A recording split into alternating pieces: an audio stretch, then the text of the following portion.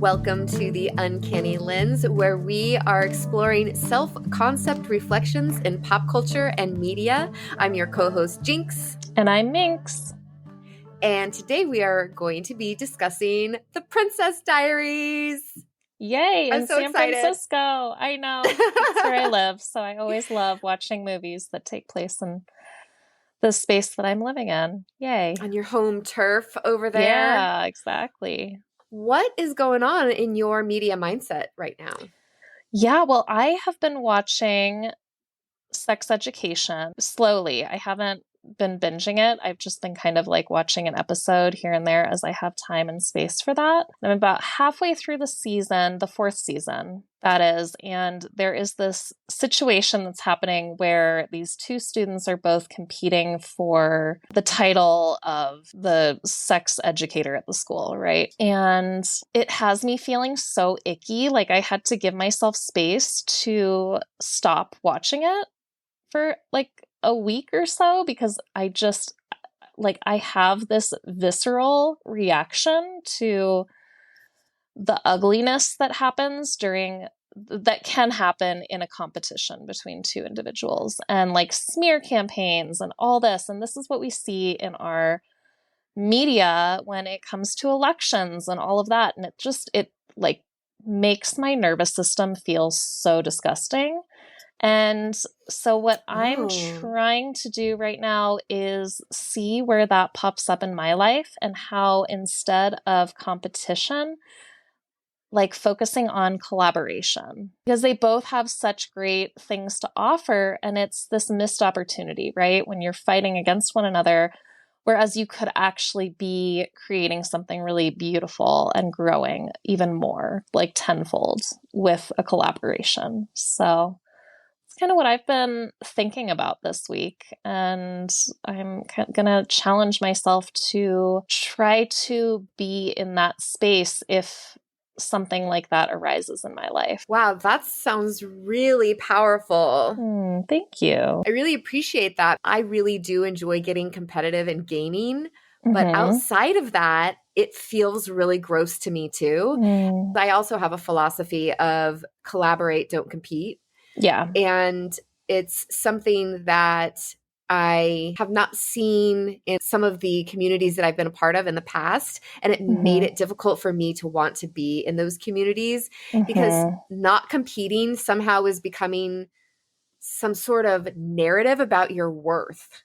Right? Well, you're not competing because you don't think you're good enough or you know you can't win or something like that. And I will explore that for myself more, but I don't think that's actually it for me. I think that I just don't like seeing people treat each other like that.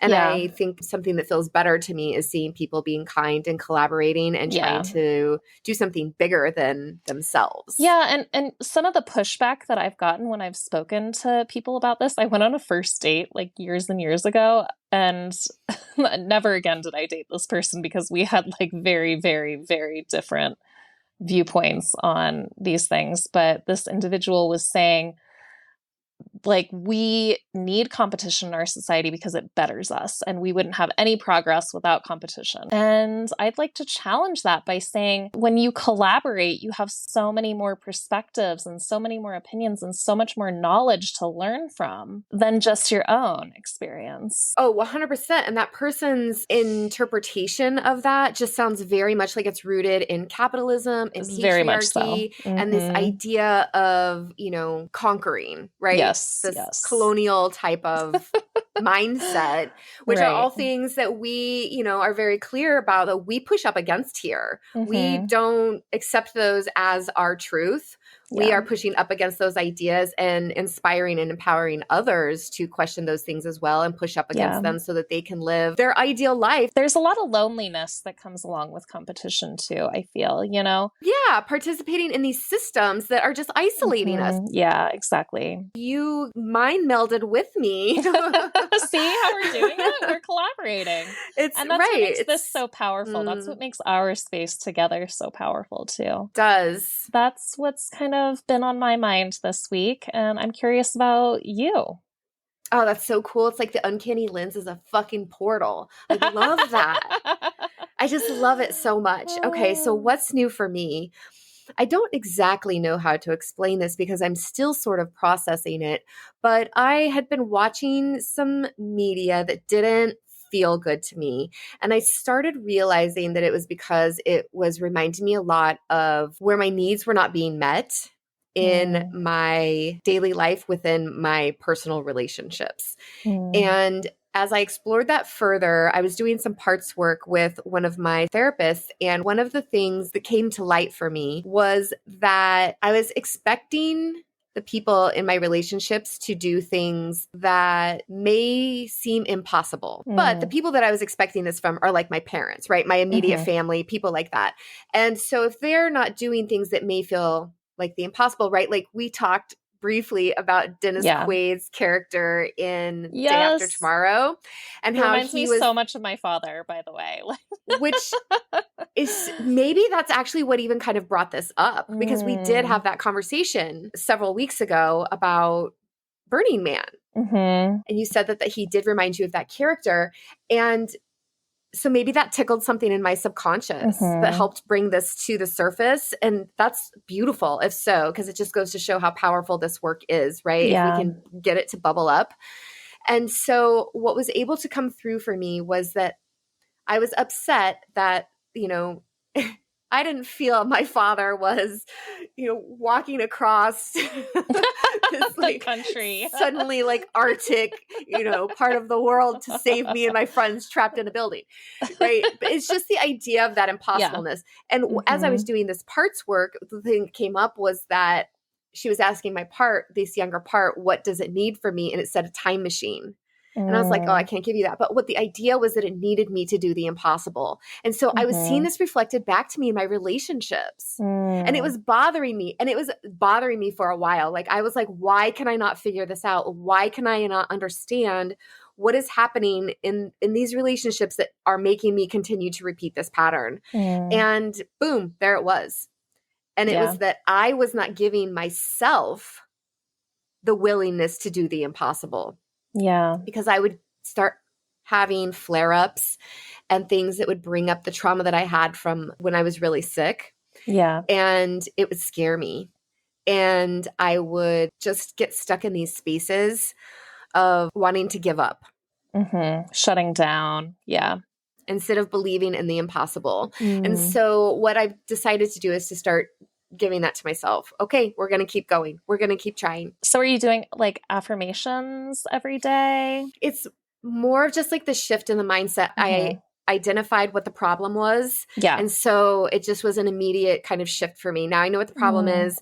Now I know what I need to be doing differently. And that was Great. to anytime I feel like giving up or I feel like something might be kind of hard, I try to figure out what I need in that moment and then just like give it to myself and allow the emotion or resistance or whatever that's coming up to sort of pass and just remind myself that I am here for myself, that we can do hard things, that we're not giving up.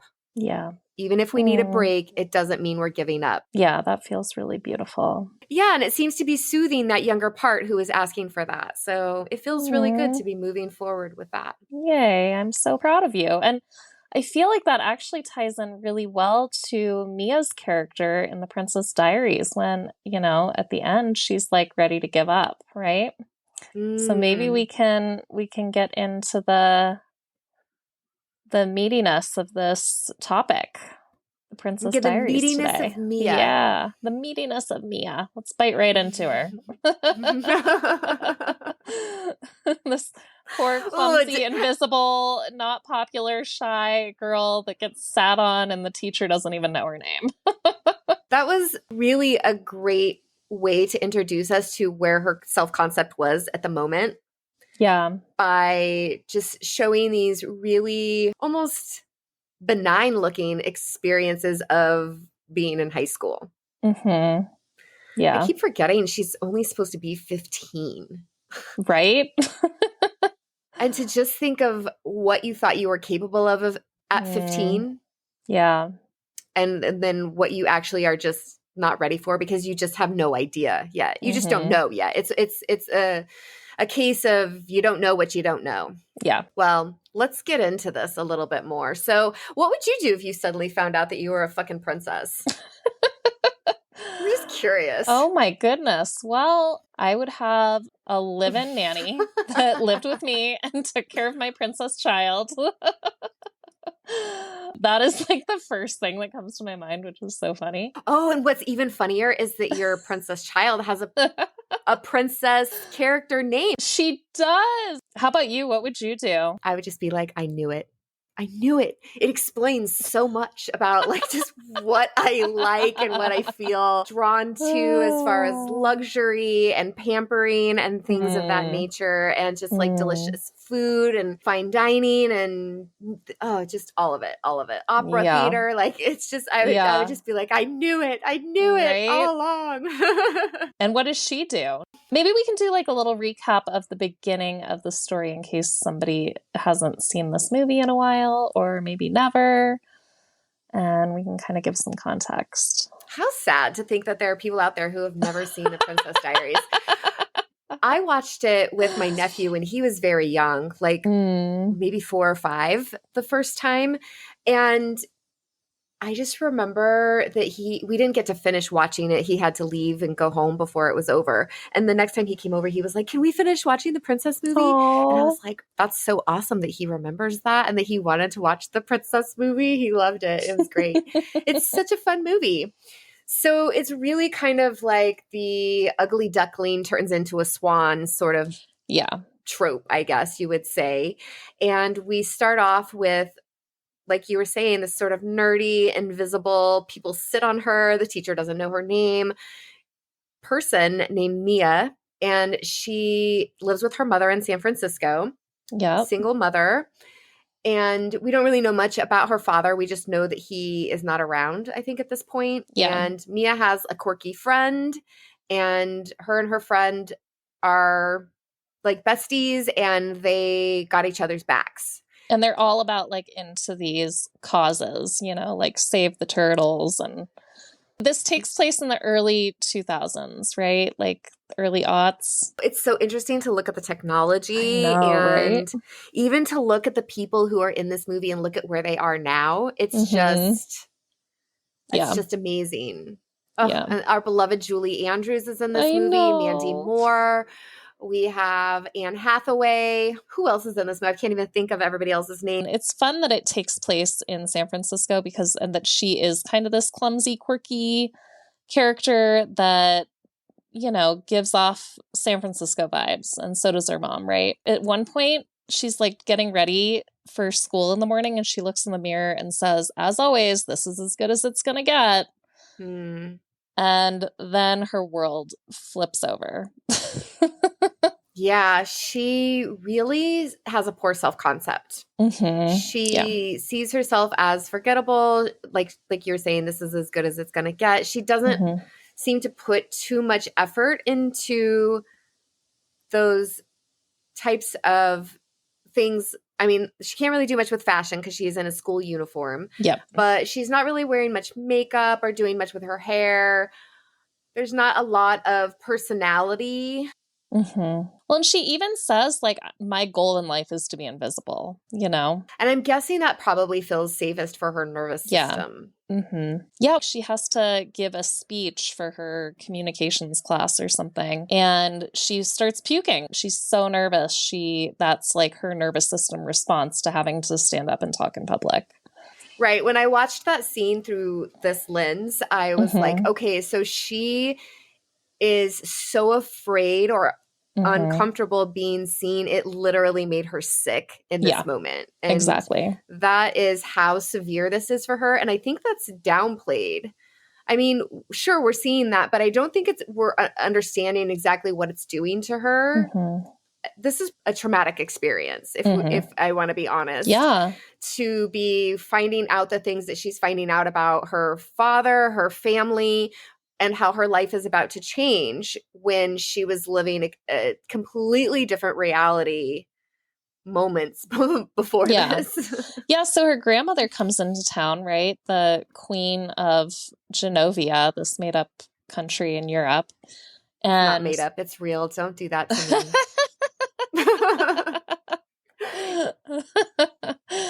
I feel like it's like akin to Monaco or something. Like that's kind of what I get from, I don't know, this Yes, like I agree. tiny little principality, right? So that's kind of the vibe that it's giving, right? Like with lots of money and kind of this tiny little country in Europe. But And a lot yeah, of so her, traditional vibes. There's a lot yeah, of totally. traditional like vibes that come in with Hmm. the amazing Dame Julie Andrews in this. Yes, yes, she was the perfect character to play the grandmother. She had that like soft, sweet side that we see in so many of her movies that she's been in, but also this like kind of rigid, the She's rigidity of being like queen, right? I don't know that it's rigidity. I think if they Mm, end up kind of becoming a part of each other's worlds in a way that it does soften both of them yeah. into this, because it's obviously having an effect on Hmm. Clarice's nervous system as well, because she doesn't know how to deal with this either. Yeah. She has to be among the people. She has to do all of these things to be interacting with her granddaughter and her granddaughter's Hmm. life. And it's this one argument that they have where Mia runs upstairs to her room and she's like, I have a meeting with my guidance counselor. And Julie Andrews says, I have a meeting with Spain and Portugal. Like, what are you talking about? We're on different levels here about the things we're Yeah, worried about in our yeah. life.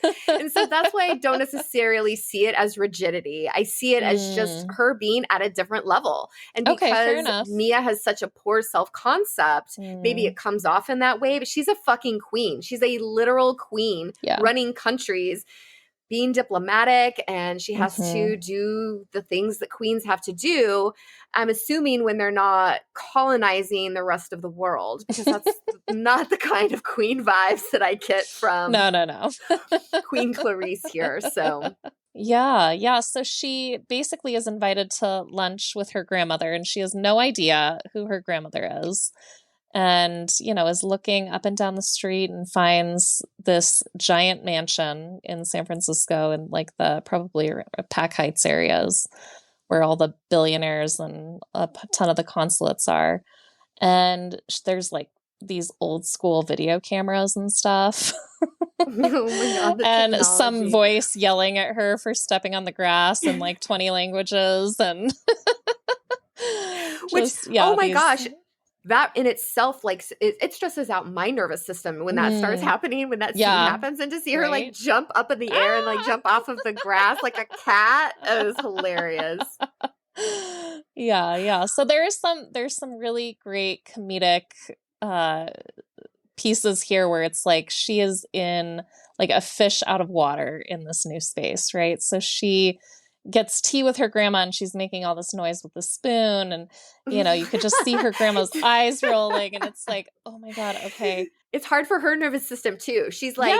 I can't handle Oh this, my like god. clinking and clam. It's like, what is she sitting? She can't sit up straight. Like, what is happening right now? Totally, totally. Yeah, because she's not exposed to that normally, right? So that part of the movie is kind of fun. It's, you know, we're seeing the clashing of these two universes kind of. There's like this, you know, very liberal kind of hippie San Francisco space with this like, you know, European royalty, right? And then she finds out she's a princess and she freaks out. Well, I think we are also seeing two self concepts clashing as well.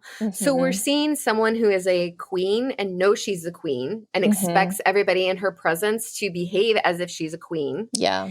And then we have Mia with a poor self concept who does not put much thought or intentionality into her behavior Hmm. at all. This is so true. Even with her friends too, we see later on when she like stands them up. So she's being introduced to a lot of things and behaviors and patterns that she hasn't really had any experience with so far. And because she has a poor self concept going into it, it sort of makes these, what are already challenging situations, I think, go into that line where they feel a little bit more traumatic. Hmm. You know, there you can have a shift in your world that can be a big shift, right? And it can make a big difference in your world. But for it to feel like your world's been turned upside down, I Yeah, think is a different sort of thing. And that I think is what we see Mia experience completely.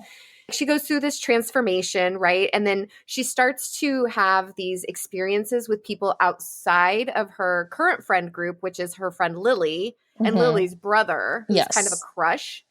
And he's Yeah. in this band, and she goes to this garage he works in, and they like all kind of hang out at this garage. My one thing that I hated about this movie were the M&Ms on the keyboard. Like, I just, that scene, I just felt like that was so weird and unnecessary. Anyway, but yeah. I actually dislike the entire romantic thing in this entire story. I wish they hadn't done it, actually. Yeah.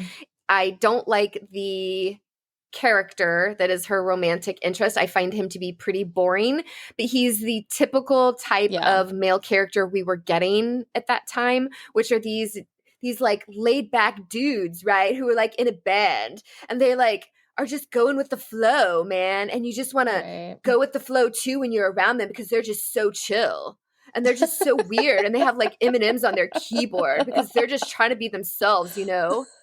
Like, it's just well, that but she kind of doesn't even dude. have a crush on him at first, right? She has like the crush on the popular boy that Mandy Moore is with at the beginning. So she doesn't even really notice this dude until later on. And I did like that what she said about him was, you saw me even when I was invisible. But I do think that that's also like her reverting back to a safe space, right? Like 100%. Her interest in him is like, okay, my whole world has shifted. Maybe if I just keep this one thing, you know, that keeps me a little bit safe. I agree with that statement. I agree that the romantic part of it at the end was kind of unnecessary. I felt like, yeah, it didn't really need that. It didn't help the story. I wonder how the story could have been different without that. But we'll never know. Well, I guess if somebody wants to do like our fan fiction fusion exercise, then that would be a really, oh my gosh, I would love that. Maybe that's even something. Yeah, but I mean, we'll never know as far as, unless they decide to do like a Princess Diaries 3. So I definitely feel like when we saw Mia start to go through these changes where she started to hang out with other people, right? Like this was a big point of contention with her friend Lily about the A crowd, hanging out with like the A crowd, and Lilia's very judgmental. She's when her hair gets when she like goes through this makeover shift and like gets her hair straightened and like has makeup on her, she's like, oh my God, you're trying to fit in, like what's going on? And she's like straight up mean to her, right? And Mia pushes back. She stands up for herself, and you can tell that that's never happened before because Lily's like, what did you just say to me? Like, she's kind of the bossy one in that friendship, right? And Mia's kind of the follower, I guess we could say. Or she has been up until that moment, right? Well, I don't know. I think maybe she's a people pleaser too, because 100%. Let's go to this conversation we've been having about conscious communication off the air, which is that if you're having a problem with something and the way someone's treating you, or you're just kind of going along, like we identified earlier, that Mia just kind of doesn't put any intention into her behavior. Right. So she's just always and going she doesn't along speak up for herself, even. Right. Yeah. And she hasn't been for so long. Right. And that's part of her poor self-concept, I believe, because I don't think she thinks she's worth it. Right. Right. Because, oh, well, Lily's more interesting. Lily has more color. Lily has this stronger personality. Lily's more outspoken. So it would make sense that she would just kind of defer to Lily because she has such a poor self-concept. And in this moment, she starts to understand that she is worth it. Like what she wants and what she's going through is worth speaking up about instead of just going along with what everybody else wants. Because I think what we saw in that moment was that there was a little bit of a spark of explosion because there's some resentment building up because Mia hasn't been speaking up for herself and her needs and her desires. Right. She's just been going along with what everybody else wants. Yeah. And as someone who's done things like that, I understand where it comes from. And it is about a sense of safety. I have had this fear that asking for my needs to be met will mean that somebody will leave me. because Yeah. I've been told that having needs makes me difficult. And it Yeah. doesn't. That's emotional abuse that I've been told. Right. That's been gaslighting by my caretakers and other loved ones who have been in my life who just didn't have the capacity to give me the connection that I crave and desire in relationships. And instead of just Mm. saying that, they instead told me that it was my fault and my problem. And because Yeah. that was sort of implanted into my brain and my subconscious and my self-concept by my caregivers, that's what my starting point was. Yeah. Yeah. And it makes you not want to have any needs or be, yeah. So you Because don't it's speak out. terrifying. It's scary and it has a consequence, right? Well, the consequence, ends up being to your mental health Yeah, and your exactly. body, especially if you don't know how to regulate your nervous system and process Hmm. emotions, which I obviously did not because my caretakers were also not teaching me those types of Right. Of things. course. And so it did lead to me getting very, very sick and Hmm. having to find other ways to release this trauma from my body. And what I Yeah. see happening with Mia in this is something similar. Now, I don't know if maybe part of her poor self-concept came from her father not being around, Mm. because we don't Yeah. see her mother treating her or talking to her in this way. And I did have both parents growing up. Hmm. So I don't know what it feels or looks like for somebody who did not. Right. Even though my parents were divorced, they were still both in my Right. life. And, Yeah. Mia didn't have that. Yeah. She didn't even know her grandmother. And I had both of Right. my grandmothers. You know what I mean? So Mm. she didn't even know this other grandmother. So it just makes me wonder what was influencing her poor self-concept to begin with, Right. because we don't see her being treated poorly by her caretaker, but she's also No. young enough that some of this could have been coming from what happens at school too. She was abandoned by Yeah. her father, like that. He would give her a card every year on her birthday, but that's ultimately all the contact that she had with this individual who And straight up abandoned her.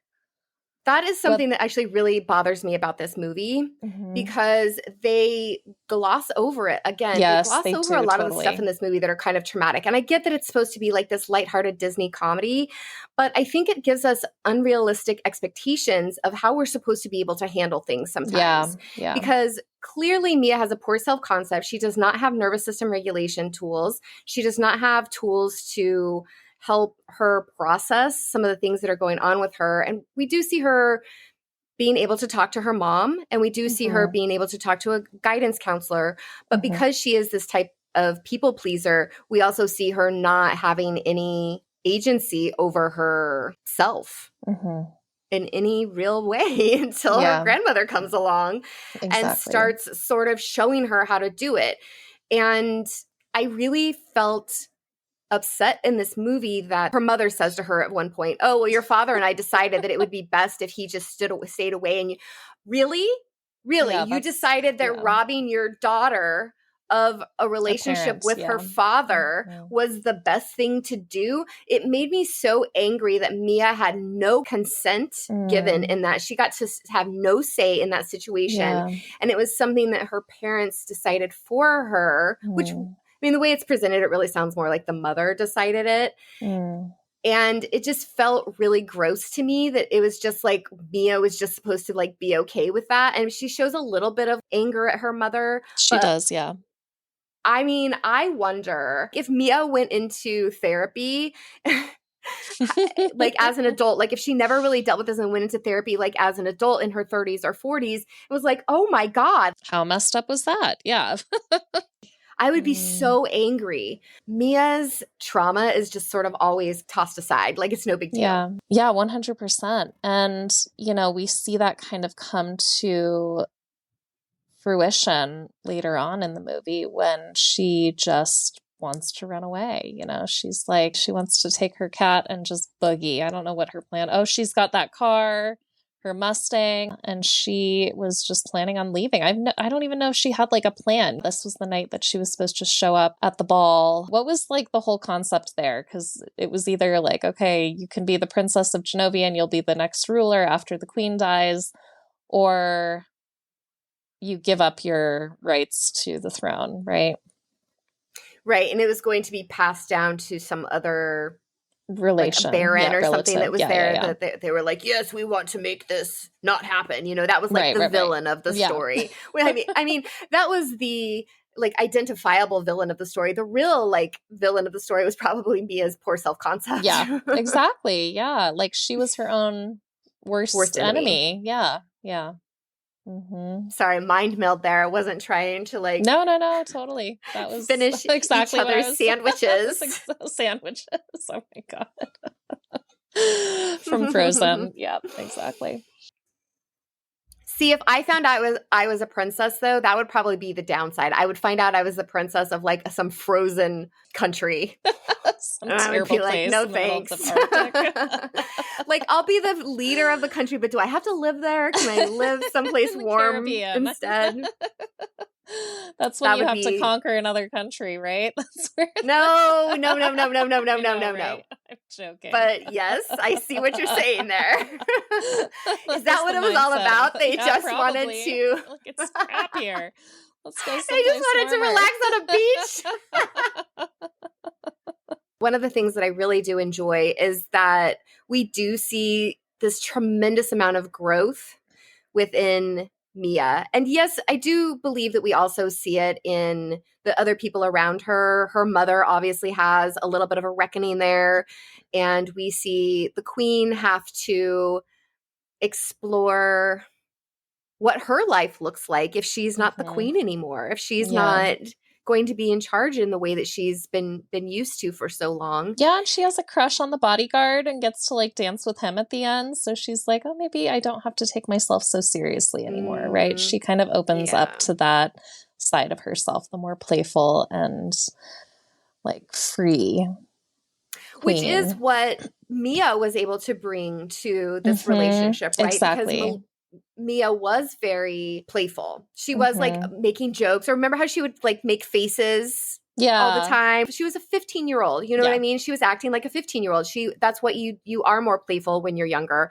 That is one of the things that we really need to work on tapping into more as adults to help regulate our nervous system is 100%. to play and the understanding that so much of our creativity happens in play and that when we get into play, we can get into flow and that Yeah. it helps us to just have these energetic shifts that can be life-changing. Yeah. You know what was so interesting to me about this movie? I love so Sandra Oh is another actress that plays like the vice principal of the school. Yes. There's this scene with her that I just find so hilarious. Basically, everybody starts treating her differently when they all find out that she is the princess of this country.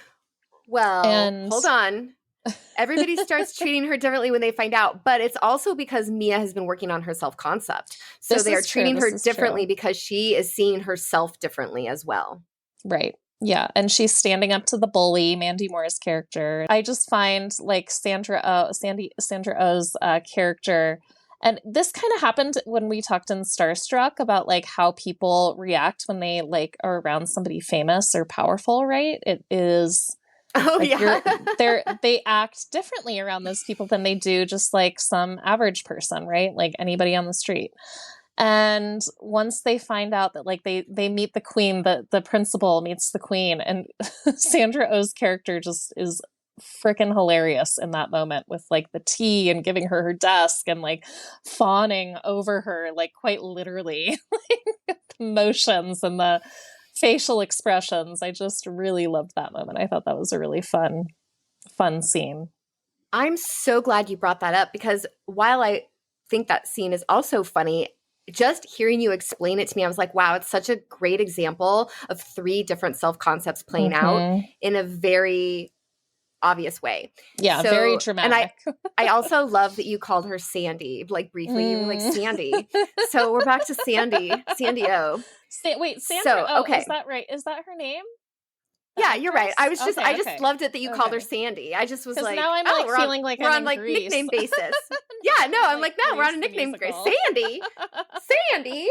Okay.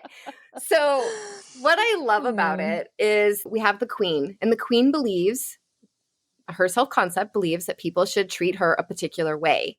And that is the way that Sandy treats her in this, that Sandra Oh treats her in the scene, right? Fawning over her, bringing her what she needs, making sure all of her needs are met, that she's comfortable as you would treat a queen. Yeah. And then we have Mia's mother, who is like, looks a little disheveled, you know, whatever she may have been doing with her artist life journey, whatever. I don't know what's going on with her job. Yeah. And Sandra Oh's character gives the queen a cup of coffee in like a coffee mug. And then she gives Mia's mom a cup of coffee in a styrofoam cup. Yeah. And she's like, she's talking to the queen and she's like, here's your cup of coffee. I'm sorry we don't have better fine china, blah, blah, blah, blah, blah. Yeah. And then she just goes over to Mia's mom and she goes, here. Yeah. She shoves it in her face. Yeah. So there's this idea that everybody's this reflection of us, right? And they can only treat us the way we believe that we are able to be treated. But nobody really has like this free will, quote unquote, in your self-concept, because what you believe is how people are going to treat you. And so I think we see that play out. Julie Andrews' character, the queen, believes that she should be treated like a queen, and Sandra Oh treats her like a queen. Mia's mom, who I'm going to assume has a poor self-concept. We don't know too much about her, but I'm going to assume she has a poor self-concept. That is how she is treated by Sandra Oh's character. They are treated according to what they believe about themselves. But okay, so I don't think that everybody wants or needs that kind of fawning or attention over them. So I don't think that it necessarily means that she has a poor self-concept if she's not getting that kind of treatment, because that might not be what's important to her, right? So what is important to her are different things, right? So she, you know, I want to challenge that really quick. I'm open to the challenge, but I feel like Sandra Oh's character was straight up rude to her. Like, it wasn't just like, she was like, oh, and here's a cup of coffee for you too. No. She wasn't even polite. She was just like, here. You know what I mean? Like, I think that they did that dramatically to make the point. I think that was intentional. Yeah. But that's all I'm getting at. I understand that some people may not want to be treated that way, but then I'm going to challenge you right back and say, is that because they don't want it, or is it because they don't feel like they deserve it? And that is for each person to answer for themselves. Yeah. That's not something we can answer for anybody. Exactly. But that would be my challenge to your challenge. So how do you like them apples? Just kidding. I think that we have very different perspectives, like personally, about how, because she also didn't really want Sandra Oh in her face. The queen didn't. She was like, okay, now get out of here, right? She had to like... Right, but that's not really what I'm talking about. What I'm talking about is one person, is how they're being treated based on how I think they feel they deserve to be treated. And I really feel like the queen feels like she deserves to be treated like a queen. Sure, maybe Sandra Oh's character was going over the top in like this caricature kind of way to sort of illustrate this idea. But I think that is exactly what helps it be illustrated so perfectly and like obviously is because there is, this isn't just like a woo-woo concept either. This is what therapists tell us, that everybody is a reflection of us and what we believe about ourselves.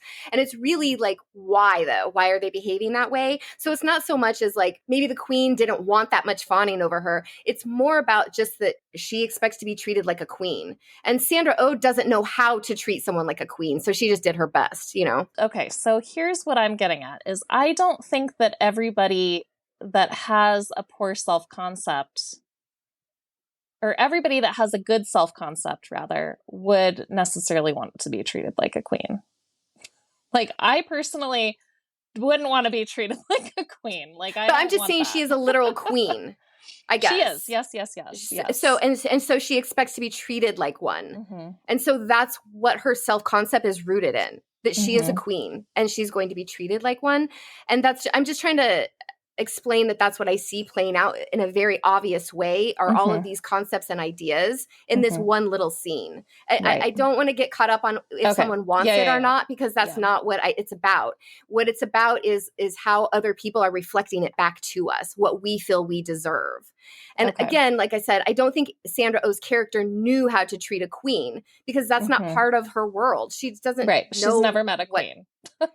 Right. What we see instead is probably the way that the queen prefers to be treated is the way that she is treated by her staff, such as her assistant and her bodyguard, who are always making sure her needs are met. They're not fawning over her and tripping in a over very, her and things.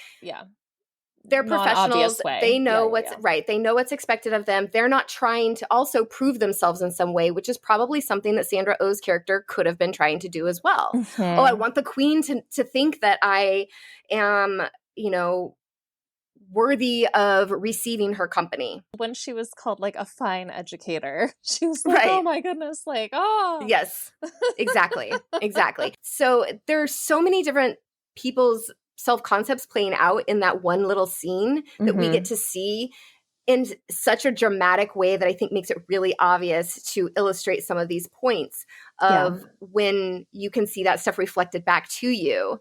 And where does it mean something about you and where does it mean something about the other person, right? Because as we see, Sandra Oh's character just wasn't really on the same level. And so she didn't really know how to receive a queen's presence. She did her best.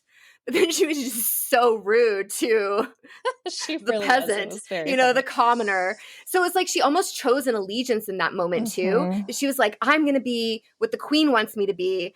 You're just a peasant, so here's your coffee. Right. Which is so interesting because we do see people do things like that, right? We see Mia do that, where she gives over her own identity in order to have someone with a stronger voice as like an ally. Yeah, she, basically stands up her friend and her friend's brother, like the people that have been allies of hers all along, to go to this beach party with this boy that, has never spoken to her before. The popular boy. Yeah, the popular boy. I don't even remember. What is his name? I don't know. He was forgettable. He was very forgettable. Most of them are. Well, and so also funny that their names are like Hannah and Jana. And I was like, oh, rhyme. That's like us, Jinx and Minx. Yeah, I know. Right? Jesus. It made me giggle a little bit. But I was like, we're not mean girls like Mandy Moore is in that one.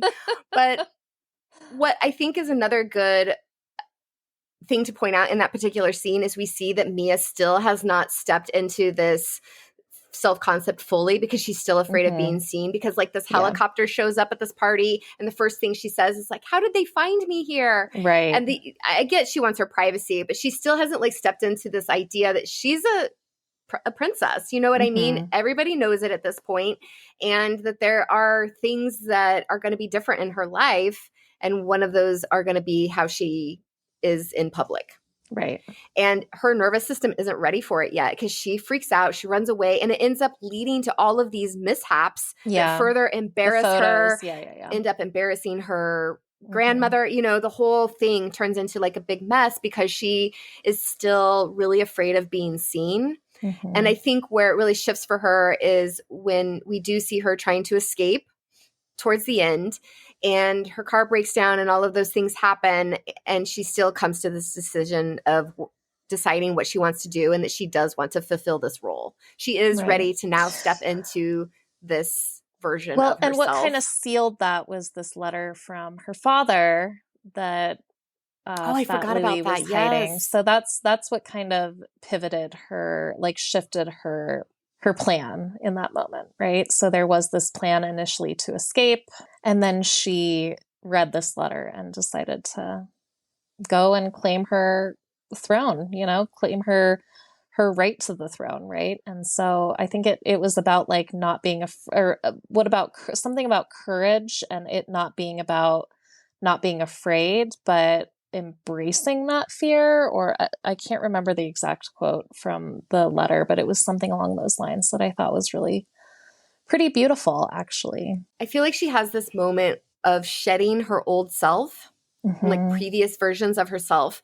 And what's beautiful about it is we see someone who doesn't seem to have a whole lot of other trauma going on in her life, right? So when she sort of starts to let this go, we see these like coping mechanisms and things that had just become a part of what somebody might identify as her personality just dissipate and kind of go away. And so we're able to still see the things that make her Mia, the funny goofiness that she has, the kindness in her heart, the fact that she does seem to really love the people who are a part of her life. And she does want to make everybody proud. You know, she wants people to feel proud of her. But I think that what shifts for her is that she also wants that for herself. We see her start to want to intentionally affect her own life. And decide what is important for her. You know, I think there was one scene where her friend was like, you don't realize how amazing this opportunity is because I only have a voice that reaches 10 people. Now look at you. Like, you have this opportunity to reach millions of people with your voice. And Mia's never really had anything to be vocal about that was like her own. And so now she has a chance to actually determine what's important to her, right?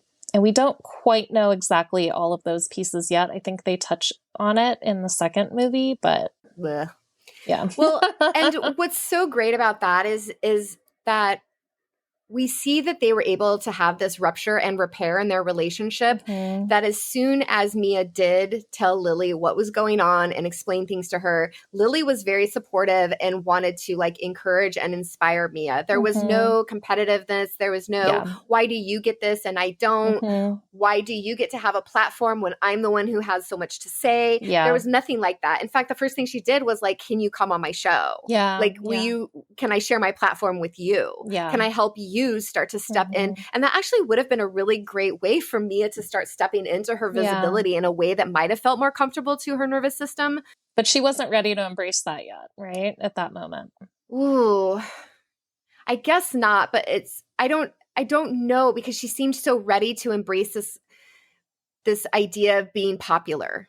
Right. But so it's interesting. That was because the popular kid, like, she got the boyfriend that was the popular girl's boyfriend, Mandy Moore's boyfriend at the beginning, right?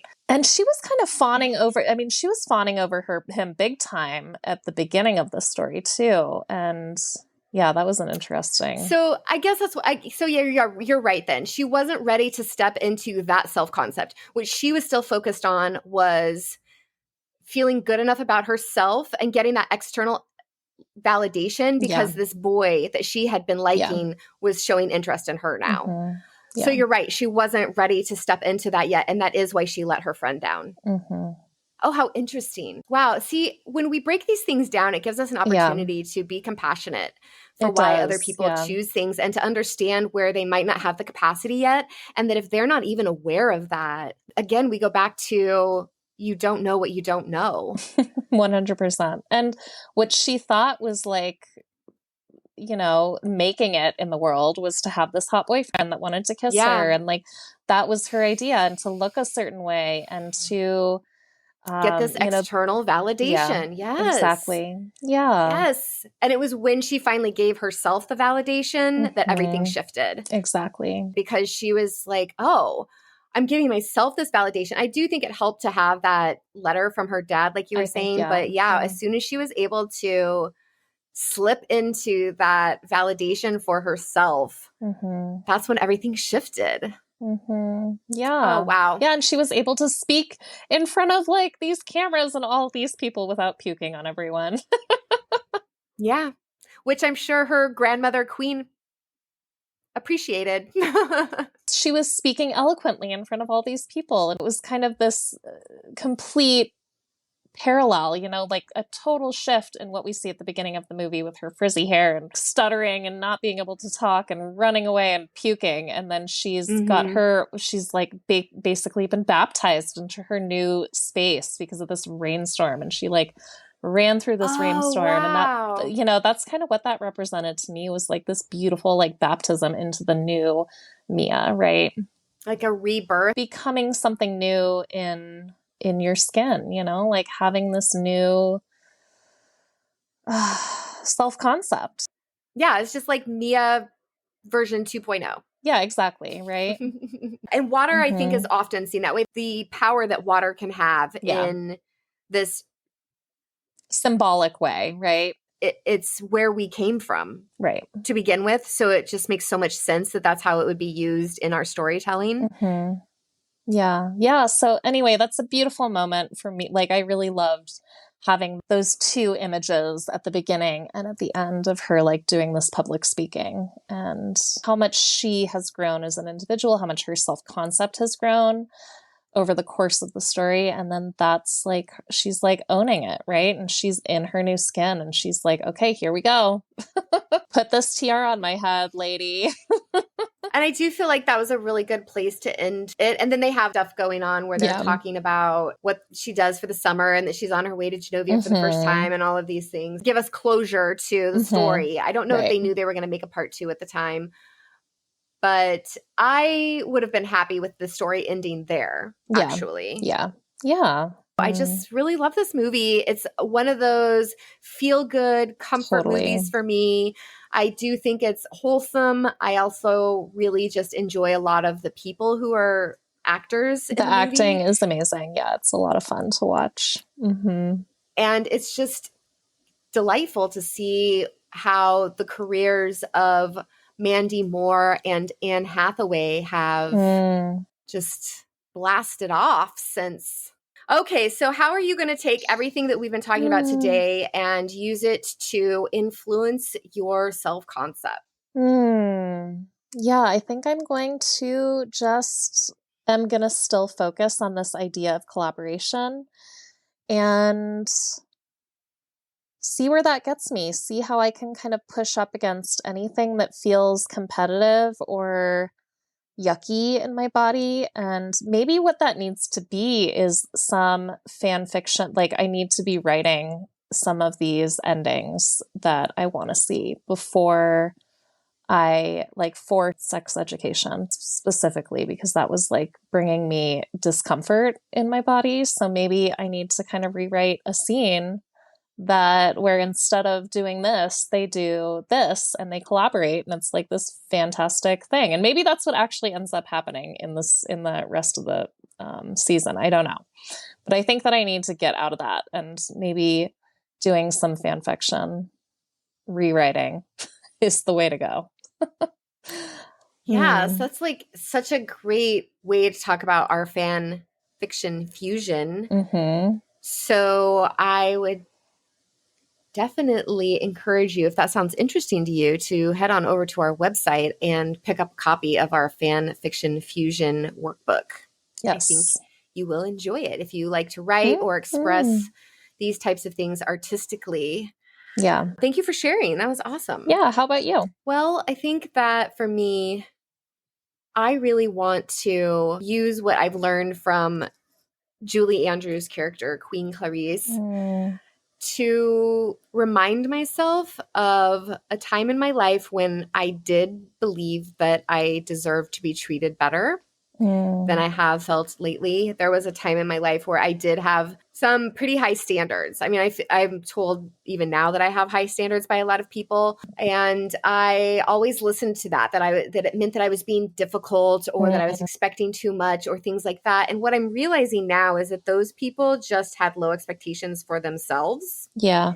And that it was probably related to their self-concept in some way, and that they were just projecting that onto me. Yeah. And that I didn't need to believe them when they were telling me that I was difficult and all of these other things. Because you know what I didn't see in this show, in this movie that we're talking about today, I didn't see any sort of perception from that I had personally that Queen Clarice was being difficult or needy or acting like a diva or anything else. No, not at all. I didn't see that at all.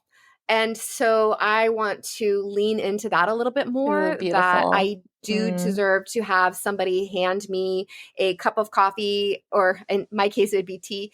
I do deserve to have somebody hand me a cup of tea in a mug and say, oh, here you are, and be nice and polite about it. And I don't deserve someone to hand me a cup of tea in a styrofoam cup and shove it in my face and say, here, right? So I want to lean into that more, and that it doesn't mean that I'm a diva or anything else. It doesn't mean anything bad about myself, that I expect to be treated with kindness and manners. Beautiful. Thank you all for joining us for this episode where we were discussing the Princess Diaries. We really appreciate you. Please be sure to share, like, subscribe, follow, rate, do all of the things to show us support because we really appreciate that. And if you're listening on Spotify, please remember that you can go in and interact with our polls and weekly questions. We would love to get some of your thoughts and feedback. Thank you, everyone, for joining us today. We really appreciate you. Keep working on your self-concept. Until next time, and Rebel on. Bye, everyone.